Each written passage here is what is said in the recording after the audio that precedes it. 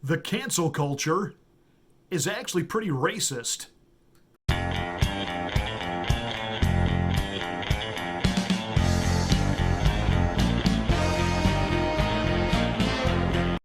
Well, in recent weeks, the cancel culture has really ramped things up. I mean, they've gone after a skunk, and I'm not just talking about Andrew Cuomo over in New York. Isn't it amazing? 6 women have now come forward, and yet the sixth woman is being given the silent treatment from the lying legacy corporate corrupt mainstream media. They're not saying a word about it. It's the Bill Clinton cover up all over again. The funny thing is, there were certain Democratic senators and congresspeople that had a lot to say whenever there's a sexual allegation against anyone from the conservative side of the aisle. And when it was politically expedient for them, they did throw Al Franken under the bus. You gotta wonder, what's Al thinking about how seemingly Andrew's getting a pass? So in actuality, here's what we're left with in this country right now. We are censoring a skunk, a fictional cartoon character, because of the way he supposedly mistreats women. Yet an actual governor who now has 6 allegations against him about the way he treats women, and he gets to stay in office. Pepe got to go.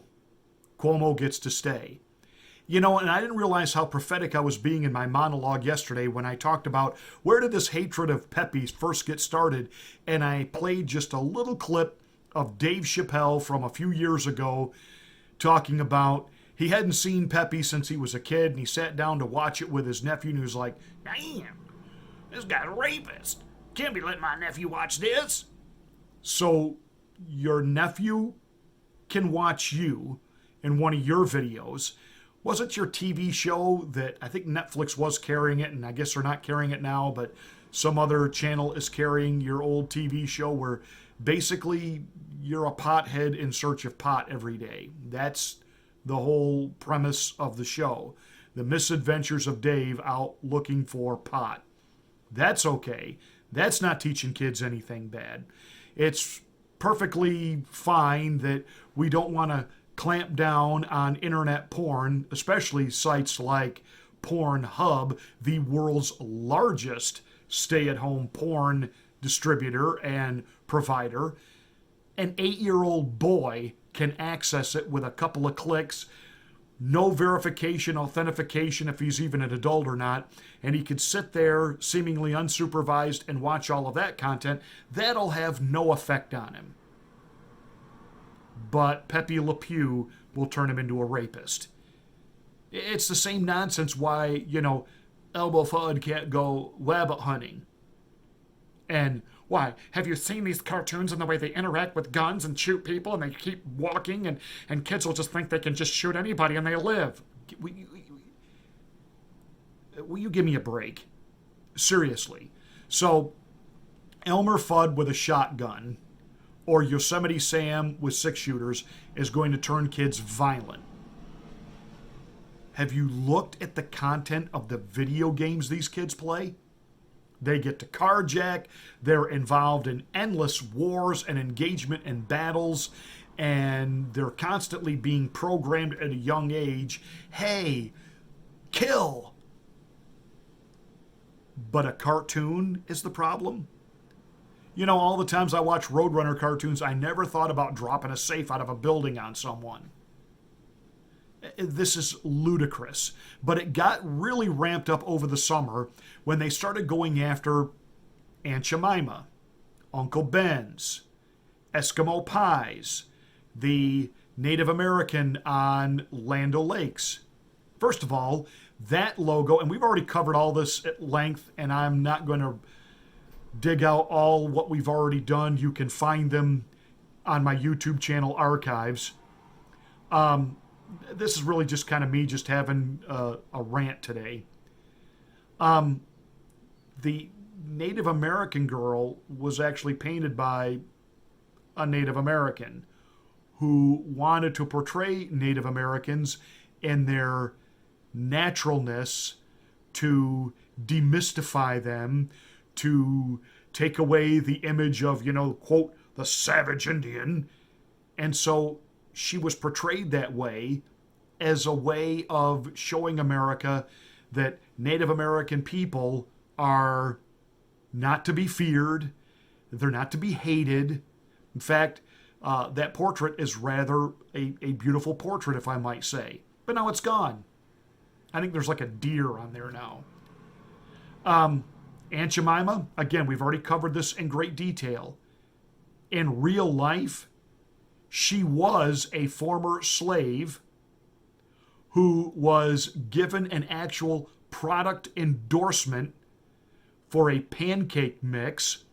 She became so popular in her presentation of the mix that during the World's Fair, tens of thousands of people would show up at a time to see her give her demonstration. They had to put her in a bigger building. They had to reinforce the floors to accommodate the crowds. She was that hugely popular. They then signed her to a product endorsement, and with the economy of that era compared to now, she was a millionaire. In fact, she was the first African American to ever have a product endorsement. Years, decades before a Michael Jordan or a Tiger Woods got product endorsements. This is huge. This is a piece of great African American history. Now it's gone. Uncle Ben's, it's gone. Funny, all the people of color, we've had all these riots and these protests and all of this. It's got to go. This is racist. So now they're gone. The little girl for Wendy's, she's still on the sign. Oh, that's right, she's white.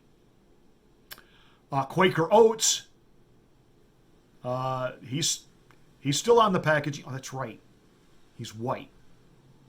See, in actuality, canceling all these other logos, you're actually revealing that nothing has changed since the Civil War. That the Democrats then created the KKK. Why? Because they're racist. And the liberals of today have learned the best way to be racist is to pretend that you're not racist, but enact all kinds of laws which you're really showing how racist you are. Whether it's affirmative action or all of this equity stuff that they're talking about now, it's all of a way of telling black Americans, you don't quite measure up, you can't quite do it on your own, we'll help you, we'll do it for you. You just stay in your lane, come out and vote for us every 4 years, and we'll keep the goodies coming. You can attack Republicans, you can attack conservatives, you can make fun of them. If any of your stand-up comedians, if any of your movies, any of your entertainment comes after us, we'll slant parental advisory notifications on them. Oh, that's right. Al and Tipper Gore already did that. Who are the racists? Who are the racists? It's funny to watch a number of black commentators on YouTube. They're a little bit miffed over the whole Pepe Le Pew thing. They're like, oh, come on, Pepe Le Pew? But you know what got all of this really ramped up when there really wasn't even a thing was LeBron James, who's supposed to be in the new Space Jam movie. You know, he's taking the place of Michael Jordan. He didn't want Pepe there. Now, where did LeBron James get the idea that Pepe couldn't be there? Could it be his buddy Dave Chappelle, the pothead, crackhead, loser, has-been stand-up comic that, you know, when he had an event on his lawn talking about the George Floyd murder over the summer, he's practically drooling on himself, slurring his words because he was so freaking stoned when he went out to do this pay-per-view event that, you know, Don Lemon said, we got to hear what Dave Chappelle has to say about all this. And there's Chappelle. Hey, man, ain't nothing for me to say. These streets is talking. This low-life crackhead gets to be a social commentator. He gets to tell us, Pepe Le Pew, bad, bad, bad, bad, bad, corrupt your kids, he got to go. But this foul-mouthed, vulgar individual who couldn't put 6 cognitive words together to save his life without F-bombing in there, he's who we turn to as a moral guide? Give me a break. But again, it is how the oligarch, it is how the ruling class does things. Get you and I fighting over anything and everything. On one level, discussing Pepe Le Pew and the Muppets and them being canceled it's ridiculous. Because there's real stuff going on right now. You know, like the $1.9 trillion stimulus that's going to end poverty. Who knew you could beat poverty for $1,400? Joe Biden, Dementia Joe knew. If Donald Trump was in the Oval Office right now and he was sending out checks for $14,000 a piece to every American, the media would talk about what a disconnected, heartless corporatist he truly is. He doesn't know what real Americans need to survive. Why, this puny little $14,000? Joe Biden's giving people $1,400, and the media is actually saying poverty's over. This has rescued America. Poverty's over. And again, as I said yesterday, they're basing it on your 2019 tax return. And if you had a really good year in 2019, well, you're kind of hung. Even if you lost your job in 2020 and haven't had a paycheck for 6-8 months, you're not going to get any help because you had a good year in 2019, you know, pre-pandemic lockdown and all that hogwash. So I just really wanted to say today that if you stop and think about it, the cancel culture, what they're really canceling are minorities. Because, you know, Speedy Gonzalez got to go too. How come we can make fun of slow, dimwit, redneck, but, well, Speedy Gonzalez is actually an attack on all Mexicans? No, it's not. Speedy's the fastest mouse in Mexico.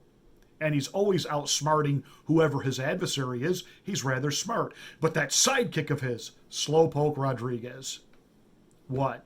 There aren't any slow people in Mexico? We got slow people here. For heaven's sakes, it's not a disparagement on an entire race. And where they thought Eskimo pie was racist, for crying out loud. But while we erase all this, while it's all gone,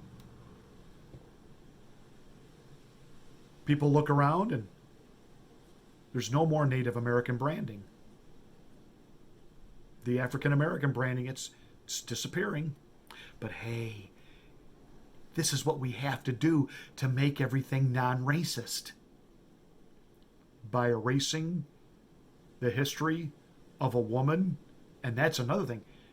Aunt Jemima, female rights. First, you could say feminine champion who had her own business and was a multi-millionaire and didn't have to take crud from nobody.